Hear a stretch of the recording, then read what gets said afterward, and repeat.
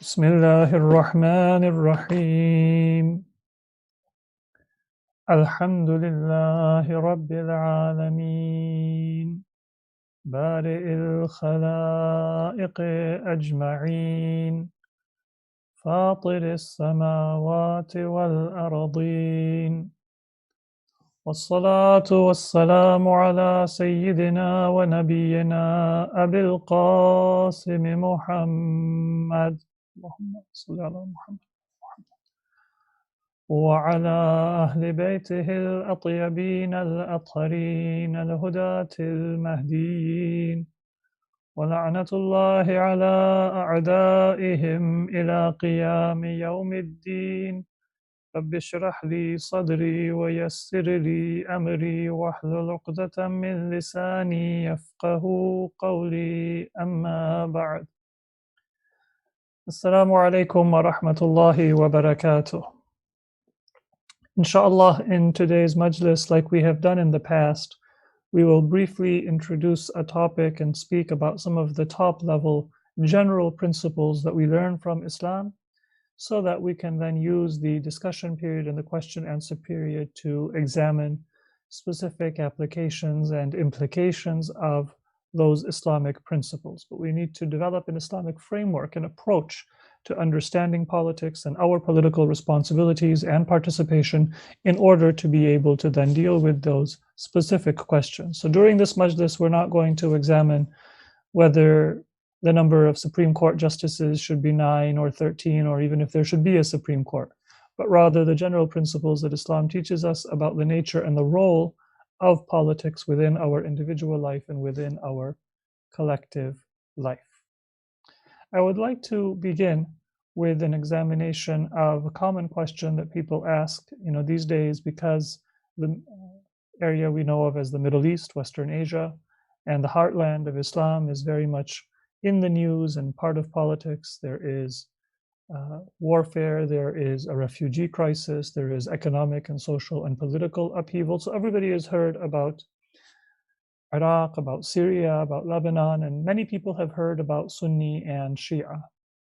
And if you study Islam in many college courses, if you are introduced to Islam in the media, and even many Muslims who acquire their understanding of Islam from these secular sources or these non-authoritative sources, they believe that the difference between Sunni and Shi'i Islam is that Sunnis are in favor of democracy and popular participation in politics, and Shi'i Muslims are in favor of a form of a monarchy or a form of a hereditary leadership and rulership. The Sunnis believe that there should be shura, and the Shia believe that there should be the authority of the family of Prophet Muhammad and the descendants of Prophet Muhammad. So first Imam Ali, and then the 11 Imams from the descendants of Imam Ali and Lady Fatima Zahra salamullahi alayha.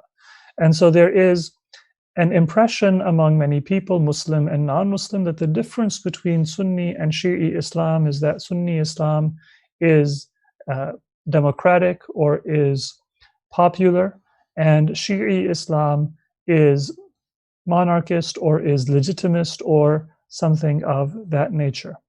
And the first point that I would like to make is that this is a misunderstanding of the nature of the dispute between Sunni and Shi'i Muslims and the nature of Shi'i Islam in particular. And I do not claim to speak authoritatively about Sunni Islam, but I do hope to explain the nature of Shi'i Islam.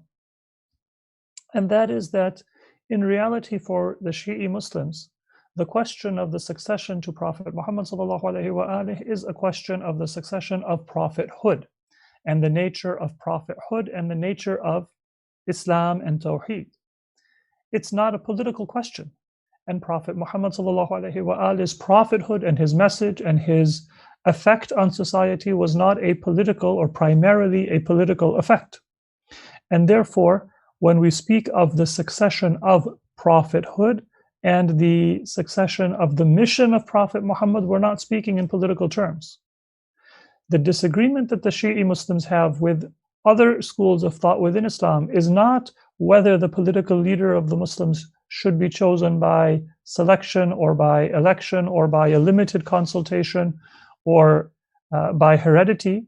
The difference between the Shi'i Muslims and other Muslims is that the message of Prophet Muhammad sallallahu alaihi wasallam, which was an all-encompassing message and which was rooted in authentic knowledge and guidance from Allah subhanahu wa ta'ala, did not come to a close with the close of the Prophet's life, with the end of prophecy, with the end of revelation, but authentic knowledge of that revelation, authentic knowledge of that scripture which is in the Quran, the unadulterated and the authentic and genuine understanding of the revelation continued after the death of Prophet Muhammad sallallahu alaihi wasallam, and therefore the message of Islam in its religious and spiritual and intellectual terms did not come to an end. In other words, Prophet Muhammad sallallahu alaihi wasallam had an effect for society on their social relationships. Prophet Muhammad defined marriage and the laws of marriage, defined certain economic rules about how we are to conduct our business, what we are to prioritize, how our money is to be inherited, khums, zakat, sadaqah, and all of these other obligations. But Prophet Muhammad sallallahu alaihi wasallam was not an economist. And the nature of his message was not an economic message. He defined our marriages, our family relationships and inheritance, but he was not primarily a legislator of personal status law or a social reformer. And similarly, every other area, including politics, that Prophet Muhammad ﷺ gave us guidance for, this is a part and parcel of his message, but this is not the nature of his message. So Shi'i Islam is the school of thought that believes that when Prophet Muhammad ﷺ primarily was a spiritual guide and teacher and a trainer for humanity to bring us to salvation, to lift us from a material existence to a higher level of existence, which allows us to be worthy of the grace of Allah and salvation. The question is, did this process of spiritual guidance based on authentic and true understanding of scripture come to an end with Prophet Muhammad, and after that it is just a matter of ijtihad and scholarship and guesswork? Or did it not come to an end and it continued through Ahlul Bayt alayhimus salatu wassalam, such that when Imam Ali answers the question of a mu'min about law, about the interpretation of the Quran, about theology, about ethics, or about politics or economy or society or any other subject, is Imam Ali like the other companions, like the other ulama, like the other fuqaha of the ummah in his time or afterwards?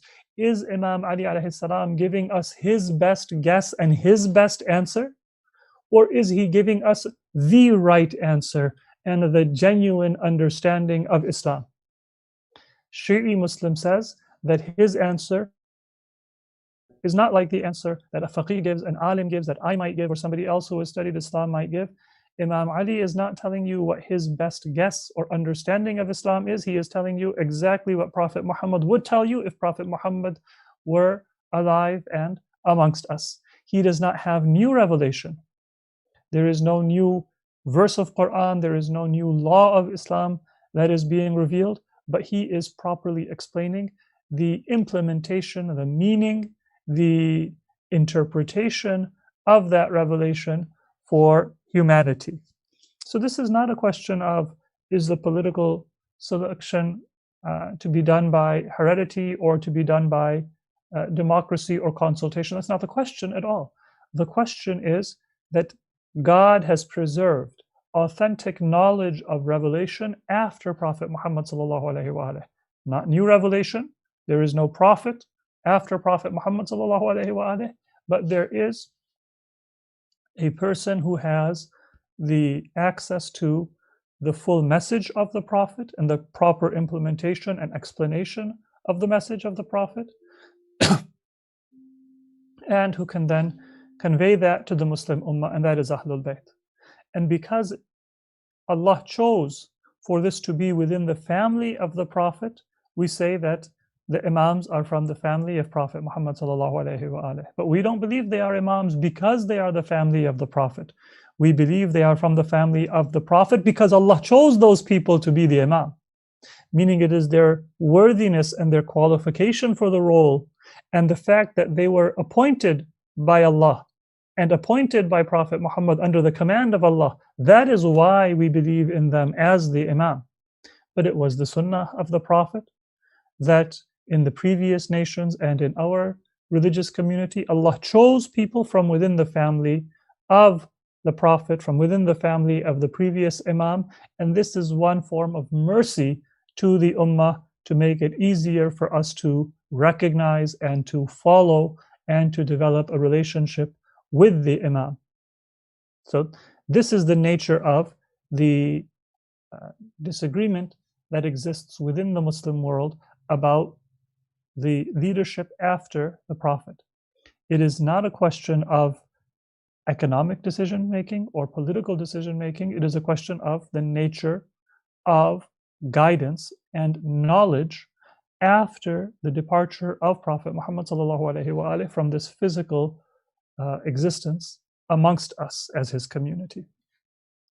Those who are not Shi'i Muslims, they believe that there is nobody who has the complete interpretation of the Quran, the complete answer to a legal question or a theological question. Everybody in the Ummah is to make their best guess, and if they guess right and they do a valid ijtihad, a correct ijtihad, then they get a reward from Allah, a double reward for making the effort and for getting the right answer. And if they make a mistake, they get a single reward for making the effort, even if the answer they get is not correct. So for them, there is nobody who has the right answer. And therefore, what comes to the forefront within Islam is the social and the political, and then the human and imperfect intellectual tradition that is preserved by fuqaha and ulama and scholars within the Muslim ummah. So this is where the prominence of politics comes. Another way to say the same principle is that for the Shi'i Muslims, the nature of Islam is to raise politics above politics and to make it something that reflects the spirituality and the values that we as Muslims are to believe in and are to implement.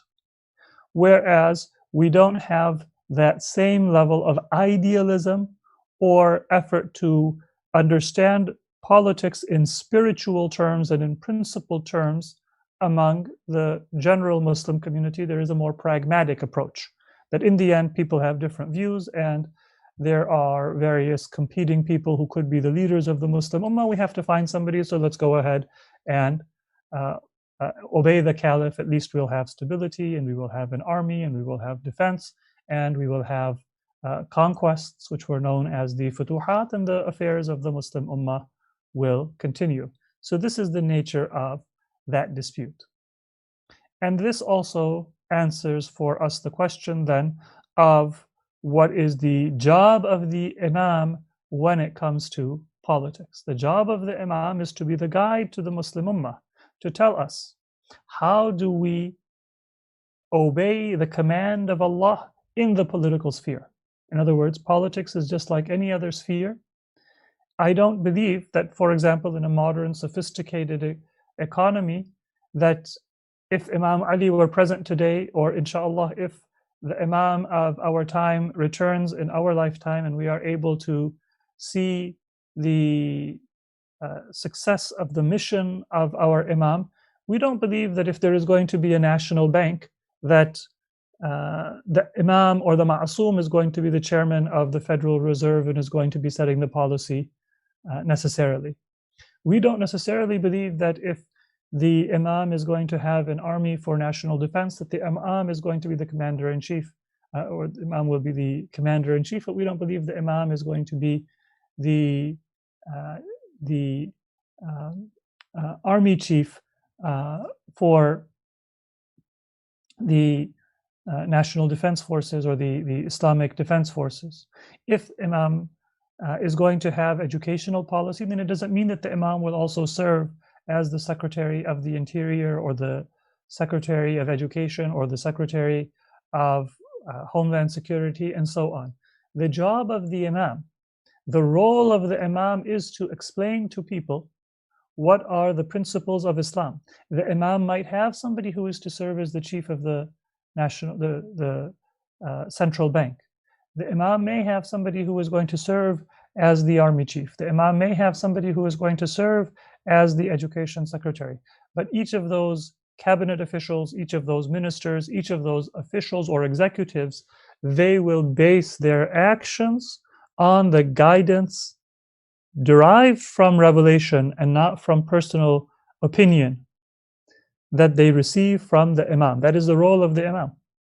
And there might very well be a case where the Imam says, no, this is a job that I am only able to fulfill and nobody else can fulfill it. So the Imam himself may lead Eid prayer. He may lead Friday prayer. He may himself serve as the chief executive of the society and the state that he creates.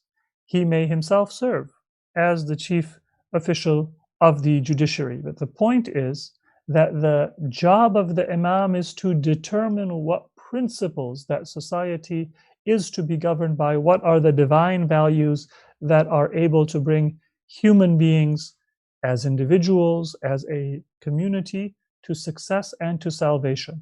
As part of that role, if the Imam says that this is a job that I am to fulfill and nobody else can fulfill it, then the Imam himself may lead a particular branch of government. He may himself command the armed forces and lead them into battle, or the Imam may appoint somebody to do that, or the Imam might set up a process and say that you are to choose among yourselves somebody who can serve as the Surgeon General, who can serve as the Attorney General, who can serve as the Secretary of Education, but they are to have these qualifications because this is the structure, these are the principles that Islam has taught us in order to accomplish the goals that Allah has for our society and for our political unit. So the role of the Imam is to create consensus on the basis of a spiritual truth. The job of the Imam is not just to be an executive.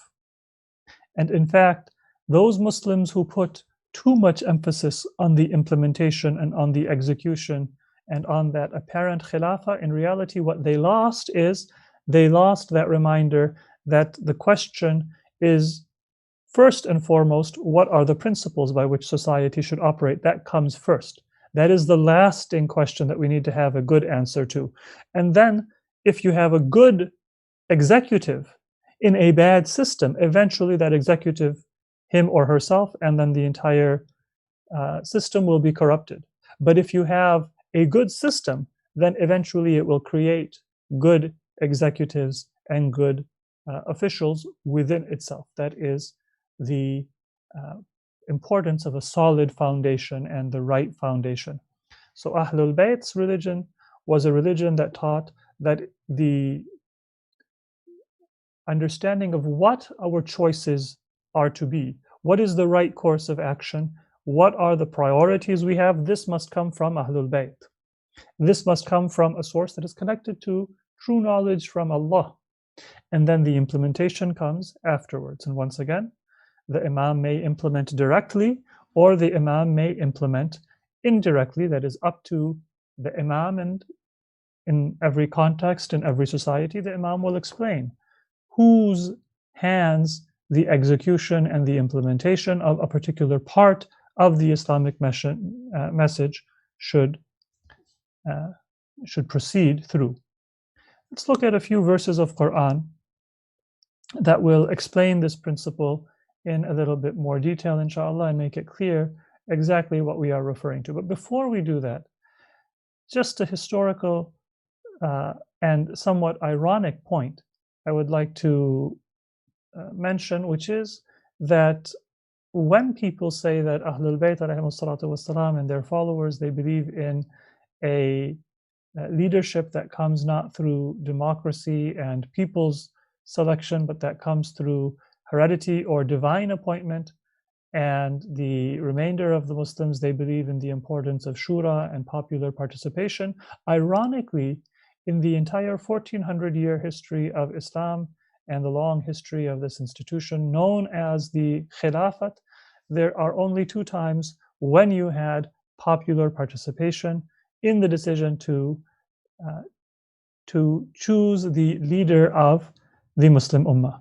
And both times it was the Shia Imam. First time was Imam Ali alayhi salam after the death of Caliph Uthman. The second time was Imam Hasan alayhi salam after the death of Imam Ali alayhi salam. These were the two times in all of Islamic history, neither the Khilafah Rashida, nor the Khilafah of Banu Umayyah, nor the Khilafah of Banu Abbas, nor the Khilafah of the Uthmaniyya, the Ottomans. In none of those cases was there even a single incident where, or a single example, where there was a shura that was conducted. As you know, Abu Bakr, the first caliph, was chosen in Saqifa by a very small group of people. It wasn't the majority of companions or Ansar even, or even the members of Quraysh who had a role. This is a matter of consensus that not a single member of Banu Hashim was even present or asked. The first and earliest Muslims, they had no share. So there was no shura for the first caliph. There was no shura for the second caliph. There was no shura for the third caliph. There was no shura for any of the members of Banu Umayyah. There was no shura for any of the members of Banu Abbas, and so on until the present time. Two times there was a shura, and that was Imam Ali alayhi salam, who had spent 25 years before the death of Uthman telling the Muslim Ummah that I am the rightful successor to Prophet Muhammad sallallahu alaihi wasallam. This was the right of Ahlul Bayt that you have taken. When Uthman was killed, people came to Imam Ali. He said that I am not going to accept. Now you have committed so much corruption in the name of Islam that it is going to be difficult to be fixed. When people insisted, then Imam Ali took the Pledge of Allegiance from people in public, and after people had a chance to deliberate and to willingly come and say that there is nobody in the Muslim Ummah who can unite the community and right the wrongs that have been committed, except Imam Ali alayhi salatu wasalam. So this was the first of two shura and consultations among the Muslims at large that existed in Islam. And the second one was Imam Hasan alayhi salam. And this is a point that many people are not aware of. When one of the prominent scholars of the 20th century in Sunni Islam, Sayyid Abu al-Ala Maududi, wrote a book called Khilafatu Mulukiyat, the caliphate and monarchy as existed in Islamic history. He contributed this reminder to people that it was Muawiyah who was the originator of monarchy within Islam, because he appointed his son Yazid to be caliph with the disastrous consequences that all of us are familiar with. Why did he not point to Imam Ali when Imam Ali had also appointed Imam Hasan to be his successor? From a Shia perspective, of course, this makes sense. Imam Hasan was appointed as the second Imam. But for a Sunni scholar, Sayyid Abu al-Ala Maududi, why would he not say that Imam Ali's appointment of Imam Hasan was the first example of hereditary rule and monarchy? Why did he say that Muawiyah's appointment of Yazid was the first example? One answer, of course, is that Imam Hasan was eminently qualified, even according to the standards of the general Muslim community, let alone the standards of Ahlul Bayt themselves. The second answer, however, is that Imam Ali also appointed Imam Hasan as his wasi. But after the death of Imam Ali, it was Imam Hasan and Abdullah ibn Abbas who went to the Masjid of Kufa and then asked the people, this was the will of your Imam, do you wish to pledge allegiance or not? Do you obey the command of Allah and the command of your Imam or not? And so people pledged allegiance willingly to Imam Hasan of their own free accord. There was no done deal that had been imposed by Imam Ali or by Imam Hasan on the Muslims.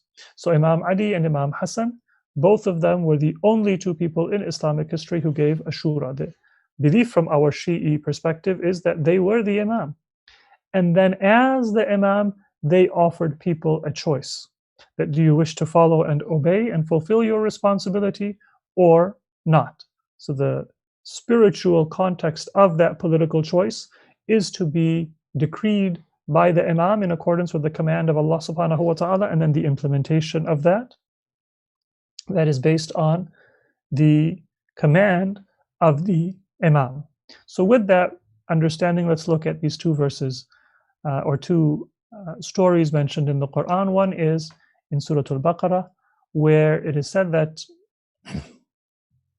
after the time of Prophet Musa, there was a group of Bani Israel, al-Mala' min Bani Israel. They came to a prophet, قَالُوا لِنَبِيٍّ لَهُمْ, a prophet among the prophets of Bani Israel. The Quran does not name who that prophet was. And they said to their prophet, إِبْعَثْ لَنَا مَلِكًا, give us a king. So the prophet's job was then to determine who should be a king, but the prophet himself, although he was the messenger of Allah, he was the one who received revelation. He did not become the king, neither did Bani Israel ask for him to be the king, nor did he say that now that you have come and asked for Allah to give you a ruler or a king, it is going to be me. The job of the prophet is to explain the standard for leadership. So they were right to come to the Nabi and not just to say that we're going to decide for ourselves. This is not a religious affair, this is a secular affair. That was the right question to ask, the right person to ask the question, and then it is the duty of the prophet to explain that is he the one who is going to assume leadership, or is he going to appoint somebody, or is he going to determine a structure for that decision to be made. So when they came to their prophet, they said that we would like to have a king so that we can defend our rights, nuqatil fi sabilillah, we can live up to our duty to Allah. The prophets first asked them, are you going to fulfill? They said that we will fulfill. And then the story continues that قَالَ لَهُمْ نَبِيُّهُمْ إِنَّ اللَّهَ قَدْ بَعَثَ لَكُمْ طَالُوتَ مَلِكًا. Allah has made Talut, or Saul, he has made Talut to be your king. So this was the command of Allah revealed through the Prophet. The Prophet was the means by which Allah subhanahu wa ta'ala conveyed the command. The Prophet himself did not assume leadership. Now the people of Israel, they objected. قَالُوا وَأَنَّا يَكُونُ لَهُ الْمُلْكُ عَلَيْنَا وَنَحْنُ أَحَقُّ بِالْمُلْكِ مِنْهُ وَلَمْ يُؤْتَ سَعَةً مِنَ الْمَالِ. How can he be the king over us when we have more right, which should have been one of us that you appointed? And specifically they said, وَلَمْ يُؤْتَ سَعَةً مِنَ الْمَالِ. He has not been given a lot of wealth. So, every society, they have a certain expectation of what is required for a political ruler. Sometimes, even in our own elections, they say that a person with a business experience and executive experience will do a good job. In other cases, there might be other priorities that a generation of people has or a society has. Military background, experience in an executive capacity, or other requirements. In the case of Banu Israel, one of the things that they thought was important was sa'atam min al-mal, to be wealthy. Because you know how to manage money, you're not going to be all of a sudden overwhelmed when you see how much money comes into the treasury, so you'll be able to manage it and be able to govern the affairs of society. They thought that was an important qualification. This is what their prophet said, that no, you were wrong. The qualification for a Nabi is not to be wealthy. The qualification is قَالَ إِنَّ اللَّهَ اصْطَفَاهُ عَلَيْكُمْ. Allah chose Talut to be your king. وَزَادَهُ بَسْطَةً فِي الْعِلْمِ وَالْجِسْمِ. Allah has given him knowledge and Allah has given him strength. These are the qualifications that are needed, and this is the person who has these qualifications. You need to have knowledge in order to be able to rule justly and with wisdom. You need to be able to have strength in order to defend your community against evildoers and aggressors from within, and external enemies from without. Wallahu yu'ti mulkahu man yasha. Allah gives this authority to whomever He wills. Wallahu wasi'un alim. And we cannot limit ourselves or limit Allah to our understanding. Allah is wasi', He is expansive, and He has knowledge. So this verse tells us the historical example in the time of Banu Israel for the principle that I mentioned earlier. The job of the Nabi in this case, or the job of the Imam in our Ummah, is to set the terms of our social, our economic, our legal, our civic, our political participation. As a Muslim, what are the values that you should uphold? What are the priorities that you should uphold? And this might change in different times.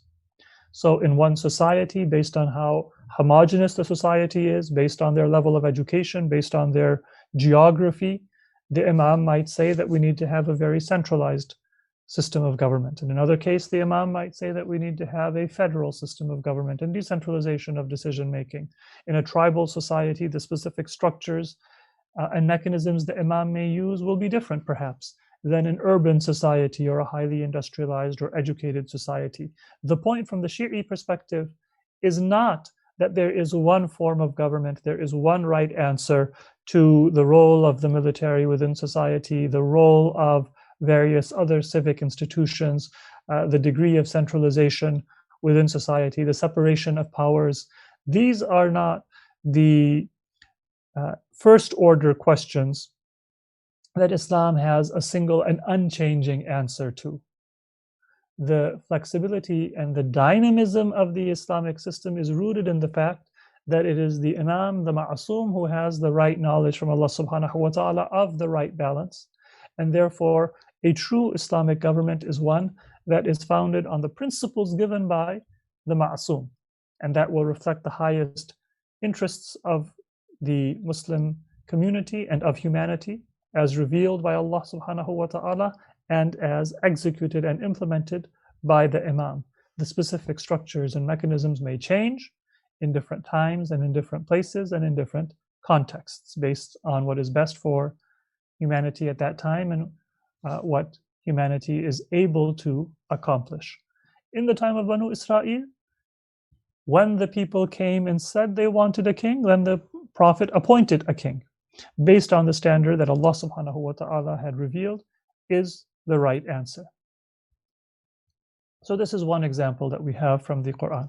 The other example, which I will mention more briefly, is the example mentioned, I believe, in Surah Al-A'raf, which is when Prophet Musa alayhi salam was sent by Allah subhanahu wa ta'ala for a divine appointment, and it was originally 30 days extended by 10 days. And there was a 40-day then miqat, or appointment, that Musa alayhi salam had to receive the revelation from Allah. During that time, Prophet Musa had appointed his heir, wazir, successor Harun, who was also a prophet and was ma'asum, to be the leader of Banu Israel. During that time, Banu Israel, they abandoned not just salat, not just some of the superficial or the individual obligations of Islam, of their religion, but they abandoned Tawheed itself, the most important principle of Islam, the most important principle of religion. And Harun was in charge of the Ummah at that time, and he did not fight against those who had begun that bid'ah. And so when Prophet Musa alayhi salam returned, coming with a revelation from Allah, Allah had honored Prophet Musa, Allah had honored Banu Israel with the Torah, and he saw that now his community, rather than waiting for him and receiving the Torah and then committing to implement it and to spread those pure teachings among the other nations of the world, they were worshipping idols. They had followed the polytheists in the neighboring communities in their misguidance, rather than being ready to convey the guidance that Allah had revealed to them and through them to other human beings. So Prophet Musa alayhi salam was upset. And then, as the Quran says, أَخَذَ بِرَأْسِ أَخِيهِ يَجُرُّهُ إِلَيْهِ, he took Harun alayhi salam by the beard and pulled him towards him. And this was not a mistake. This was not anger of Musa alayhi salam overacting. This was the job of a prophet to show the anger and the wrath that Allah holds for those who knowingly ascribe false partners to Allah. And so that was the initial expression of that divine wrath in the actions of Prophet Musa. But then Harun alayhi salam explained what he did. Qala ibna O my brother, إِنَّ الْقَوْمَ اسْتَضْعَفُونِي. إِنَّ الْقَوْمَ اسْتَضْعَفُونِي. The people considered me to be weak. وَكَادُوا يَقْتُلُونَنِي. And they were about to kill me. So Prophet Harun said to Prophet Musa that if I were to fight them at that time, then I would have been killed, and there would not have been a single community for you to come back and convey the message of the Torah to. So, in the action of Prophet Harun, of course, was, as a prophet, the right action. And Musa alayhi salam also then did not punish Harun, he punished the wrongdoers. What that tells us is that the service that government is to provide sometimes is to establish a right policy in a Muslim society in the time of Prophet Muhammad sallallahu alaihi wasallam, not just for the sake of Tawheed, but even for the sake of the banning of usury and unjust and oppressive interest rates. The Quran says that if you do not accept, this is battle, this is war. Islam will impose a just economic system and prevent people who are wealthy from taking economic advantage of those who are poor or in debt. So in some cases, even if you do not obey the command about interest, then you are going to be at war with Islam and at war with the Prophet. And another case, even if you forget interest, if you abandon Tawheed itself, Prophet Harun did not fight, but he waited for Musa alayhi salam to return. What this story tells us is that we should not look for one specific answer that applies to all times and all places, that this is what Islam says must be enforced. Praying, the requirement of hijab, or the ban on alcohol or gambling, all of these are laws of Islam. They are obligations that we as individuals have, that our society has, but whether they are going to be implemented and when and how they are going to be implemented, this requires wisdom. So far we have said that the system of Islam at its essence is to take politics and depoliticize it, to take politics and put it within a spiritual context, and then our political actions and obligations flow from that spiritual context. So when the Imam is present, or when we're speaking of the time of the Imam, that's now a very clear guidance that we have, and of course it is the Imam who will give us that guidance. But now the question is, what about when the Imam is not there? And this is our concern, because you and I are living in a time when I cannot go to the 12th Imam and say, what is our political obligation? Should I vote? Should I vote for one candidate or another candidate? Should I prioritize economic justice or social justice or anti-war policies, or what are my priorities? When it comes to the post-ghaibah period, then our job is to try to understand to the best of our abilities what are the best ways that we can advocate for the priorities that Islam has given us: the preservation of life, the preservation of individual rights and religious rights and liberties, the preservation of human dignity and the basic necessities that every human being, regardless of background or religion, is entitled to. What is the best way that I can advocate those principles? Because it is the period of ghaibah, that means that now there is not going to be a definitive answer. I may have an opinion, and I may say that our political participation should be in one form, and you may have a different opinion, and you may believe that our political participation should be in a different form, that will be more effective in accomplishing those principles of Islam. But we should be open-hearted and broad-minded enough to admit that difference. The nature of being in a period of ghaibah is that you are not going to have consensus. Consensus does not come from me shutting up your argument or defeating you in a debate. Consensus comes from having genuine and authentic answers, and that can only be the preserve of the Imam. Outside of that, we can have a working consensus. We can have a working relationship. We can have mutual humility and mutual respect. The red lines of Sharia are clear. We should not prioritize power over justice. We should not support any unjust or oppressive policy or government. But when it comes to minimizing harm, when it comes to maximizing social or economic justice, there will be legitimate differences of approach. We should be humble and open-minded and discuss within those red lines of Sharia, and gradually we learn what are the most effective and the best policies through that discussion and debate, and through experience, and even through trial and error. So the focus in the ghaibah period is not on getting the right answer that this is the Islamic system. The focus is on understanding what are the priorities of Sharia. In other words, don't focus on what is the most effective mechanism or candidate or party to contribute to. Put your energy and your spiritual focus on understanding what are the priorities. Sometimes the greatest failures are not failures of policy or politics. The greater failures are the failures of imagination.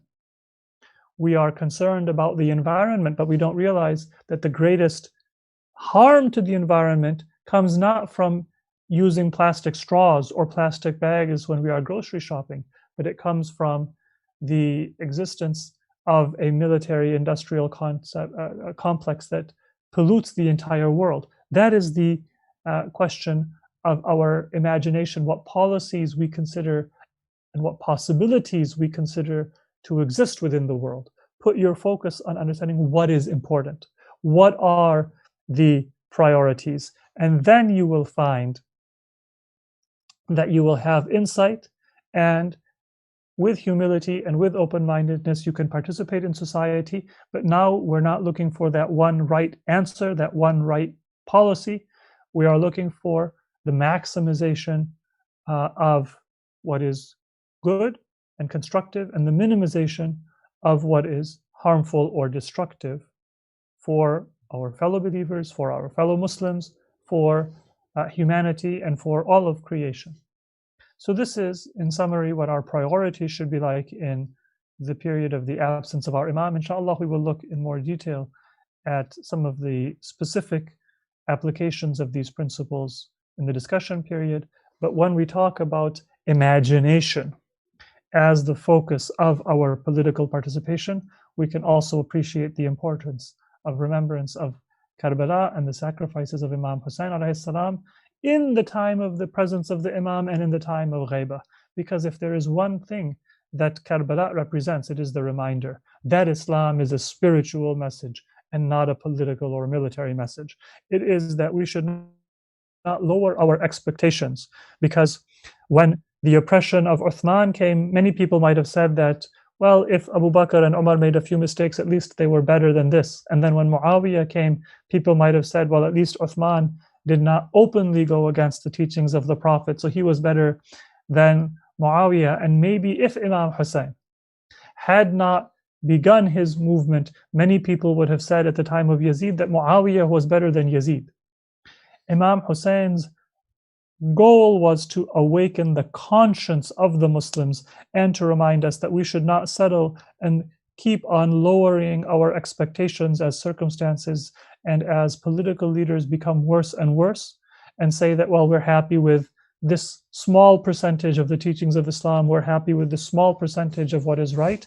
Dedicate yourself to truth. Dedicate yourself to liberation and justice in the teachings of Islam, and then don't be limiting in your possibilities and in your imagination. Trust that Allah subhanahu wa ta'ala has a purpose for humanity, and when He decrees, that full measure of justice and truth will be able to spread all through the world.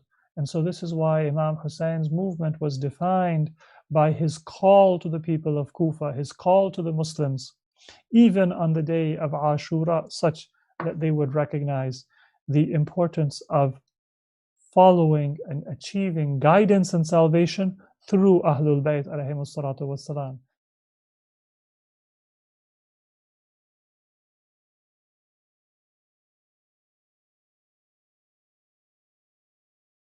Even though our given topic was our obligations in the ghaibah, but I focused mostly on the role of the Imam, because once we understand the importance and the centrality of the Imam for the full implementation of Islam, then we can better understand our obligation in the ghaibah. Normally, we are impatient with people who disagree with us. Normally, we think that our understanding of the political solution for Muslim disenfranchisement in India or the erosion of civil liberties in America is what I think. I think voting is important. I think voting for one candidate is important. I think establishing a third party is important. Whatever the idea I have is, I think it's so important. Once I understand the importance of the Imam and the centrality of the Imam for an authentic and a complete implementation of Islam, the important lesson, the most important lesson I learn in the ghaibah is humility. I learned to respect somebody who has a different opinion and try to reach consensus. And this was actually the practice of the Ma'sumin themselves. Imam Ali alayhi salam during his imamat, Imam Hasan alayhi salam, the Prophet sallallahu alayhi wa during Medina. There's so many examples where they did have power and they could have exercised power, but they didn't do so because they wanted to try to engage people and establish consensus. Hudaybiyah is the best example in the time of the Prophet. The treaty or the truce of Imam Hasan and Muawiyah is another very powerful example. The people of Imam Hasan opposed the truce because they knew they were in a stronger military position. But Imam Hasan alayhi salam was not looking for one military victory, but for the long-term victory. So with that insight, how does our responsibility differ whether we're living in, say, the US or India or Pakistan, Iraq or Lebanon? We have to look at the society we are living in, decide what are the highest priorities of Islam, and how can we most effectively advocate for those highest priorities. In all societies, it is the dignity of all human beings. It is the basic necessities of education, of shelter, of a minimum income, of healthcare for all members of society. It is the advocating the end of oppressive policies and warfare. Now, how can I do that most effectively? This is the point when I should contribute my knowledge, my experience, my expertise, and listen to others and try to develop gradual consensus, not to impose it on other Muslims, but to help each other learn that we should not just become a member of a secular political party, but we should not be separate from politics. We should participate and engage. So the point of humility, and when you are humble, then you listen. When you are humble, then you are willing to experiment and experience, and you are willing to learn and gain an insight based on your experience and the experience of others. That is the way forward for the Muslim community in different societies. Don't think that your answer or somebody else's answer is authoritative. The authoritative answer is with the Imam of our time. Inshallah, he will teach us. But in our time, we are to maximize what good we can or minimize what harm we are able to do to the best of our ability and understanding.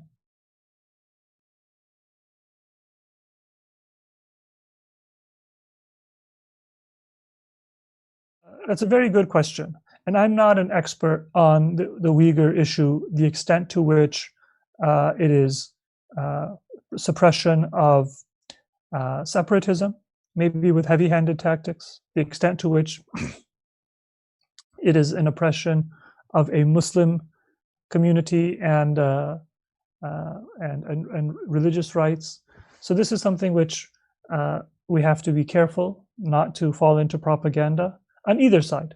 People who minimize it and say everything is good in Xinjiang, or people who say that this is the worst case of oppression in the world today.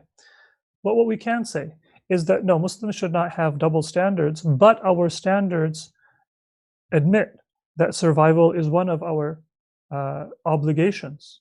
The survival of our religious community, the survival of our own lives and our property, and the lives and property of our community.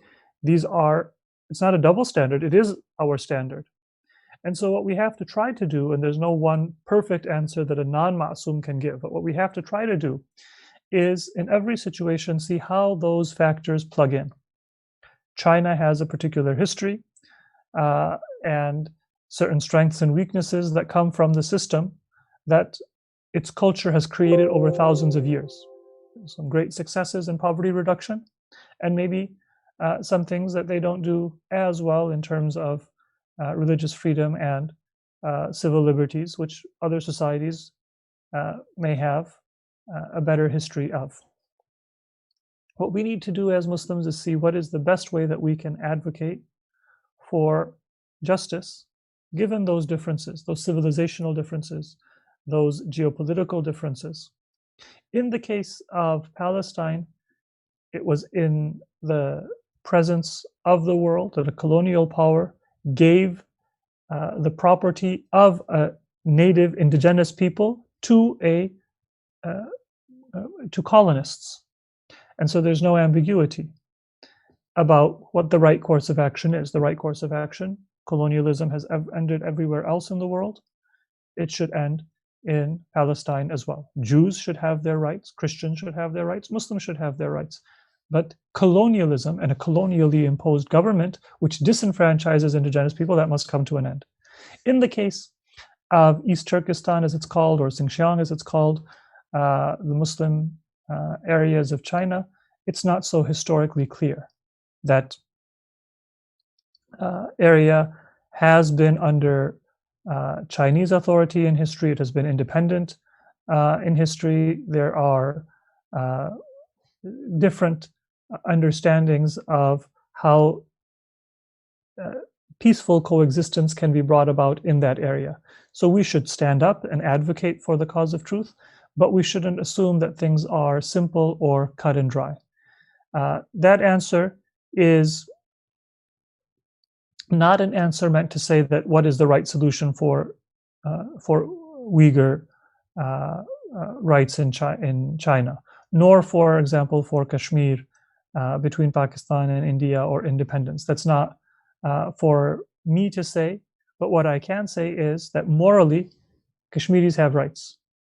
Whatever the end solution is going to be, Uyghurs have rights. Whatever the end solution is going to be, we should advocate for that without allowing, and this is the final point I'll make, but without allowing rights to be instrumentalized for imperial policy. If you look at the history of the imperial encroachment and the colonial encroachment on India, on Africa, and in any other part of the world, it's always been in the name of rights, in the name of indigenous rights, in the name of minority rights, in the name of protection of some vulnerable group, ethnic or religious group, from genocide of another group or of a majority. So we have to be careful to stand up and also not to fall into those instrumentalized forms of religious advocacy. It's a difficult challenge, but there are ways, and maybe if we have time, we can discuss some of those ways in this session or in other sessions. By the way, I forgot one part, which is that Iran advocates for this. As a person of conscience, it's important for us not to be wedded to Iran or Lebanon or Pakistan or India or any country. We judge every non-ma'asum by the standards of the ma'asum. Yes, we are humble because we don't know all of the factors that exist within a country or within a society, especially if it's not our society. So we shouldn't be quick to express an opinion. But our loyalty is not to an alim, our loyalty is not to a country, our loyalty is not even to somebody who is a fellow Shia. Our loyalty is to Allah, the Prophet, and Ma'asumin. They are the perfect standard. So we don't have to automatically assume that everything done by a Shia is right. However, we should be humble and not criticize if we don't have that knowledge.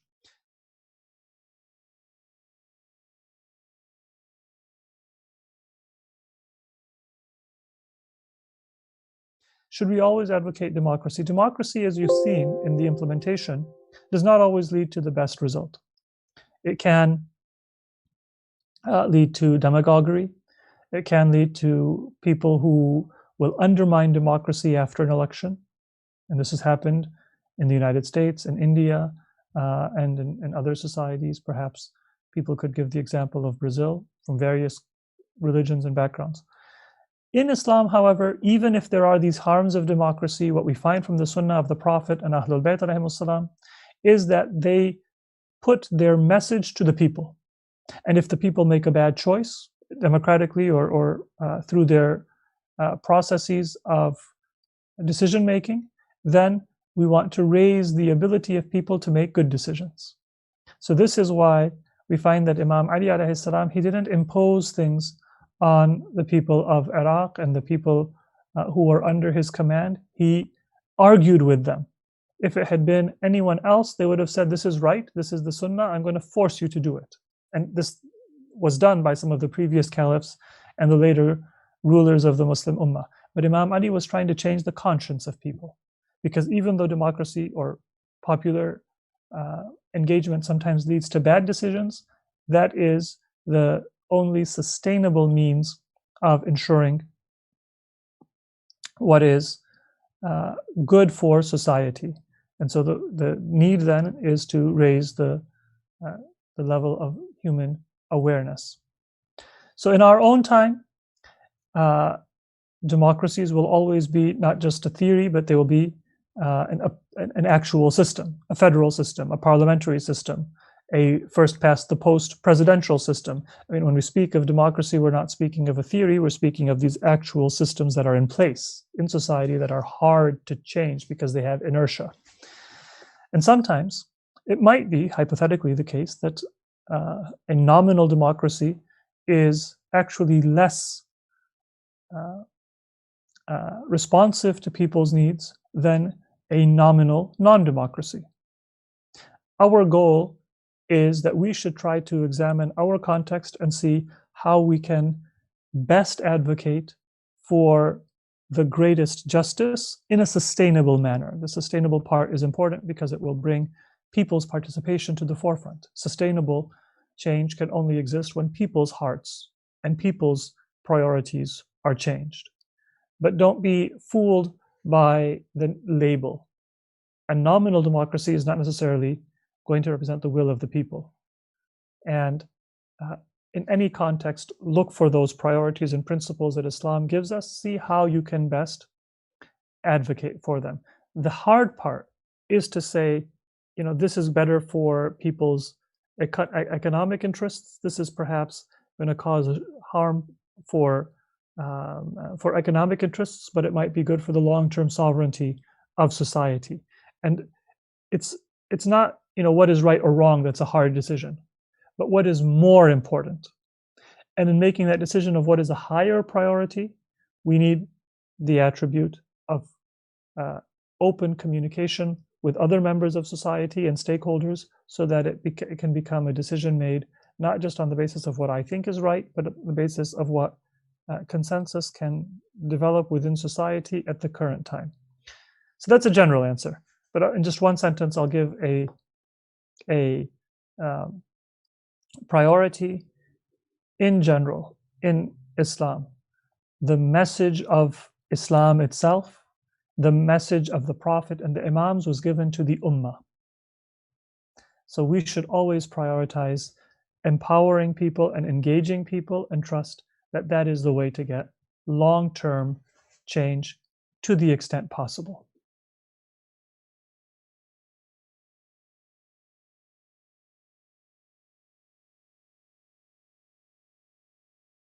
Again, to speak to a specific incident in Pakistan is difficult to address from this platform and also with my limited knowledge, but I can speak of a few general principles.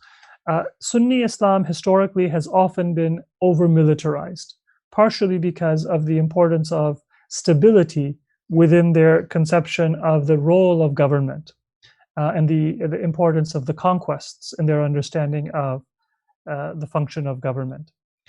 So this is the reality in a Sunni majority country that is often likely to be the case. Just like China has historically for hundreds and thousands of years had a strong bureaucracy, Sunni Islam has been animated by the centrality of military considerations or military leadership.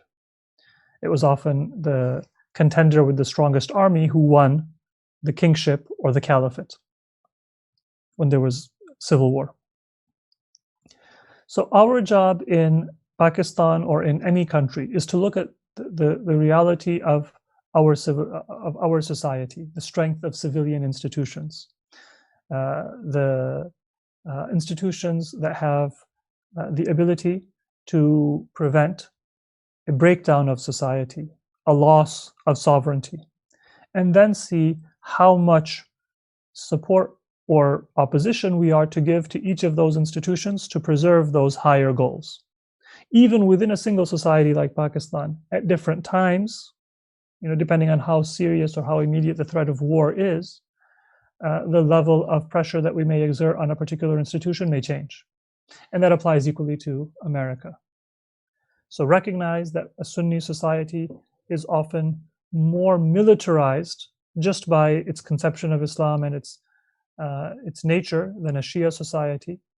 And in another way to put that, a Sunni conception of Islam often places a higher priority on stability and pragmatism than a Shia society, which in our language, in our commemoration of Karbala, places a higher premium on social solidarity and justice.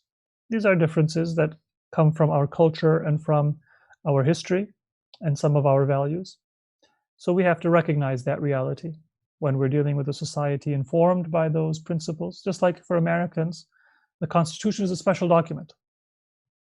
Regardless of whether I like the Constitution, I don't like the Constitution, but it's a historical reality. It's a valuable document to the people of this country, and I have to recognize that. Regardless of whether I believe in the Second Amendment or not, I can't disregard the history of that document in this society. So when it comes to any Sunni society or government, recognize the importance of that institution within the conception of that community, and then find ways to exert pressure on all of the influential institutions within society, civilian and non-civilian, and in some cases NGOs, in such a way to strengthen those foundational priorities of Islam that we spoke about earlier. And be sensitive to the fact that an election year might require different action than a non-election year. A time when society is gripped by a political threat or a military threat may require a different response than a different time. So don't be wedded to a single slogan or a single strategy. Be receptive and adaptive to different contexts. I hope that answer is not too general to be useful, but of course, the experiences and the expertise of many different members of society are always needed to get a more specific answer. And that is part of the message that I hope to impart today.